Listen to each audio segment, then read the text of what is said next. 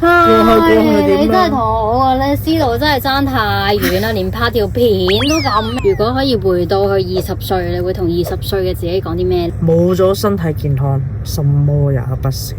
你覺得呢？同時間我會同佢講，早啲學識理財，唔理係管理財產定係令財產增值，令到將來你有冇底氣去做自己想做嘅事，係一個非常重要嘅一環。你覺得你而家好差咩？可以再早啲知咯。我好似其實都係20幾歲嗰陣時開始知道投資呢樣嘢，但係其實你投資有好多種噶嘛，即係你唔係淨係可以股票市場投資啊嘛。咁但係當嗰下知道嘅時候，咁你就可以多好多時間去學一啲新嘅嘢，令到自己嘅錢係更加多，底氣更加足。人生到呢個階段，我覺得所有嘢都係天注定嘅。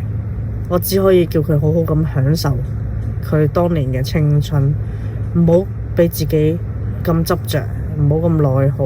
我覺得唔好咁內耗咧，呢樣嘢呢就真嘅，因為到而家呢一刻嘅我呢都好易內耗。咁如果當我20歲嘅時候已經意識到呢樣嘢呢，因為嗰陣時其實仲未意識到咩係內耗啊，純粹可能覺得哎呀好驚人哋點睇啊定點樣，其實到可能呢幾年先開始有一個認知叫做唔需要咁在乎人哋點睇。你個自尊心唔需要放到咁高，但係如果我可能喺20歲嗰陣時就意識到呢樣嘢嘅話，就去開始做一個 training， 就令到自己唔會咁易內耗咯。因為呢個都係一段時間，唔係講一句就已經 OK， 我唔內耗啦，第二日唔會噶嘛。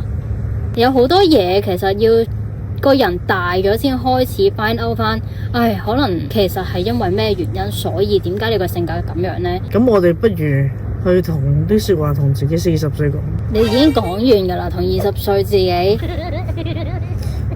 唔可以咩？我覺得啊，好多時真係命運有最好嘅安排，你所有嘅苦難都係鑄成你今日嘅局。有啲嘢唔係可以改變就改變。我以前都曾經好想翻返去13歲或者14歲，但係最緊要就係當刻享受，活在當下，保重身體，唔好咁執着，其實就足夠嘅。你每個人都唔同嘅。其實唔使講噶啦，呢條片唔需要拍。點解唔需要拍？需要啊！你講咗啲咩？最重要就係其實唔使啊，一切等命運有安排。唔係啊，我已經講咗俾你知，我想拍條片嘅原因，跟住你同我講冇啊，係命運有安排啊。唔係啊，重點係。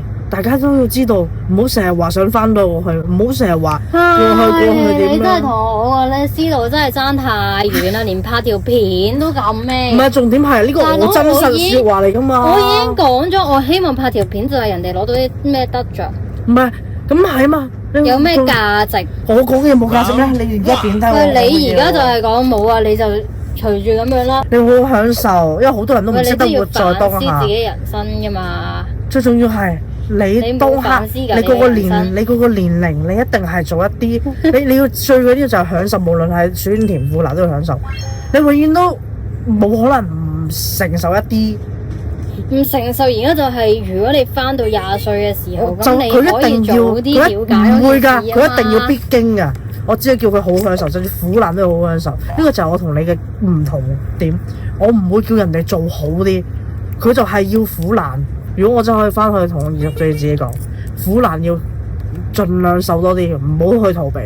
可能我今日嘅我就唔會係我今日嘅我。呢啲價值唔係俾人翻去，你可以點樣修補或者點樣學好啊？唔係即係我以前都會成日諗，我翻返中學，我用而家嘅知識，我一定可以好好讀。但係我會喪失咗好多我要經歷嘅嘢。我哋唔同嘅觀念角度，你唔可以話我講嘅冇價值。最緊要活在當下。唔好執着，保重身體。其他嘅嘢順其自然。我個人呢，就呢一刻唔希望。我要講嗰啲講咩啊？唔係自己講落去，跟住我自己係咪啊？你諗住條片係點啊？你不如諗下條片點鋪排。你成日講，哎呀唔係你就咁諗咗就講嘅。唔同啊。點啊？條片點講落去啊？唔同，咪就咁。講完啦，完咗咯。咁即係我要講嘅嘢，咪講唔到咯。唔會講唔到啊！你而家就係講唔到啦，跟住自己講咯。跟住第3樣咧，第4樣我要同自己講嘅係咩？咁啊，唔係你一次。